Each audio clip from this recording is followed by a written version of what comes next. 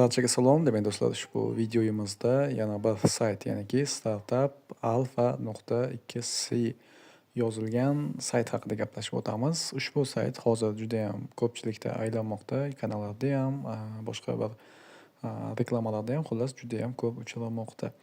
Xullas bu sayt haqida oldin ham video tayyorlab chiqarganman. Aynan bu sayt emas, lekin aynan shu platforma, ya'niki shu tuzilishdagi sayt desak bo'ladi. Ya'niki bir xil o'zgarmagan. Oldin ham startup, faqatgina keyingi qismlari biroz o'zgargan nomida, lekin oldin ham shunaqa startup edi, hozir ham startup. Xullas bu degani, ya'niki bu ham moliyaviy piramida, ya'niki bunda ham siz sarmoyasiz pul ishlay olmaysiz. Faqatgina sarmoya qilib pul ishlash mumkin, lekin shunda ham siz 100% pullaringizni ko'paytirib olasiz degani emas.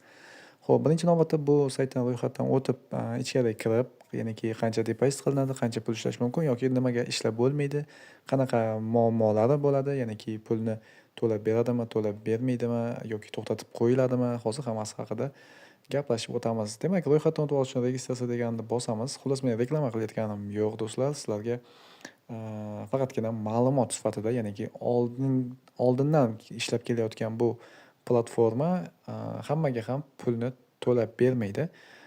Ba'zilar foyda qilishi mumkin, lekin ko'pchilikka pulini muzlatib qo'yib, kiritgan pulini deyarli yarmini ham qaytarib ololmaganlar bor yoki ma'lum bir qismini qaytarib ololmaganlar bor. Lekin foydaga o'tmaganlar juda ham ko'p. Xo'p, login olishimiz kerak email hamda parol 2 marta. Shundan so'ng registratsiya tugmasini bosib ro'yxatdan o'tib olar ekanmiz. Viberity plan degan joyda biz planlarni ko'rishimiz mumkin. Eng oddiysi kamida 100 rubl depozit qilinadigan bizga 55 soatda pulimizni 137% qilib berar ekan.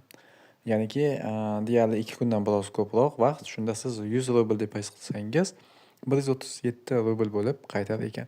Xullas, kichkina summa, misol uchun 100 rubl depozit qilinsa, misol birinchisiga yoki ikkinchisini bilmadim, lekin asosan birinchisiga depozit qilinganda ko'pchilikka to'lab bergan, foydaga o'tganlar bo'lishi mumkin. Lekin siz kattaroq summa depozit qilsangiz yoki 2-3 marta depozit qilsangiz, ana unda sizni kiritgan depozitingiz to'liq foydaga erishmasdan pullaringiz muzlatib qo'yilishi mumkin va siz u muzlatilib qo'ygandan so'ng uni supportiga, ya'niki o'zini adminlariga yozishingiz mumkin bo'ladi. Nima uchun pulim muzlab qoldi deb yozasiz va ular sizga yana qanchadir miqdorda depozit qilish, misol uchun 1000 rubl depozit qil yoki 5000 rubl depozit qil, shunda seni hisobing ochiladi va hamma pullaring to'lab beriladi degan gapni aytishadi va bunga ko'pchilik ishonib aynan shu summani ham, ya'niki 5000 desa 5000 rubl depozit qilishadi va u puli ham muzlaydi. Undan so'ng yana supportiga yozishadi, supporti yana 10,000 depozit yoki 15,000 qil deydi. Xullas, uni ham qilasiz. Xullas, bu shu tarzda davom etadi. Siz hech qaysi pullaringizni chiqarib ola olmaysiz. Hamma kiritgan pullaringiz muzlaydi. Qaytaga siz borgan sari qizishib, nima desa bo'ladi? Bu narsani ham azart desa bo'ladi. Sizda azart paydo bo'lib, yutqizayotgan pullaringizni hammasini, yo'qotayotgan pullaringizni hammasini qaytarib olish maqsadida o'zi birozgina aql ishlamaydi desak ham bo'ladi. Birozgina aql ishlamagan holatda, o'zimiz bilmagan holatda shu depozit qilib pullarimizni yutqizib qo'yish ehtimolimiz bor. Shuning uchun sizni pullaringiz agar muzlatilgan bo'lsa, boshqa depozit qilib, muzlatilgan nimani qaytarishga harakat qilishingizni foydasi yo'q. Bekorga undan-da ko'proq zararga kirib ketishingiz mumkin. Shuning uchun muzlagan bo'lsa, shunchaki bu saytni o'chirib tashlashni maslahat beraman. Xo'p, xullas, bu juda ham oddiy, unaqa murakkab emas. Shu kiritgan pulingizni necha foizi, mana planlarni ko'rib, sistema qayerdan depozit qilish yoziladi, summa yozib, dalay tugmasi bosib, xullas depozit qilinadi. Men depozit qilishni sizlarga maslahat ham bermayman. Xo'p, bonus degani bor ekan. Ushbu bonus deganida o'zini ijtimoiy tarmoqlari, YouTube'ga videolar qilganlar mana shu joydan o'zini silkalarini yuborib, qo'shimcha daromadga ega bo'lishadi va aynan shu reklama qilayotganlarni pullari muzlamaydi. Qancha depozit qilishsa ham 5000 qilishadimi, 10,000 qilishadimi, xullas ularni pullari muzlatilmaydi, chunki ular ko'proq odamni jalb qilish uchun ularga pulni to'lab beradi. Lekin oddiy kishilar, ya'niki manfaat kamroq bo'lgan kishilarning pullari esa darhol muzlatib qo'yiladi. Ayniqsa qancha yuqori katta pul depozit qilinsa, juda ham tez muzlatib qo'yiladi.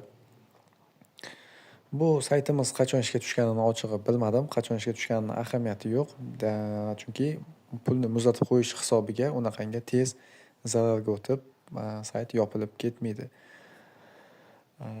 Xo'p, yana qaysi joyini tushuntirsak, referalniy sistemalari ham bor. Pulni chiqarish esa Wivod sredstv degan bo'limda pul chiqariladi, ya'niki kashlokni tanlaysiz. Misol uchun payani tanlaysiz, lekin hali paya raqam kiritilmagan. Shuning uchun menyuni ochib, nastroyka bo'limiga o'tib, o'zingizni hamyonlaringizni kiritib qo'yishingiz kerak bo'ladi.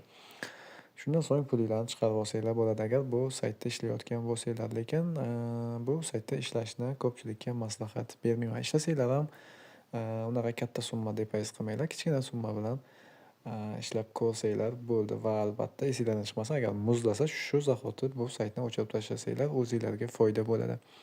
Shu bilan video o'z nihoyasiga yetdi. Video yoqdi degan umiddaman. Albatta videoga bitta like bosib qo'ying va kanalga a'zo bo'lmagan bo'lsangiz, kanalga a'zo bo'lib qo'yishni ham unutmang.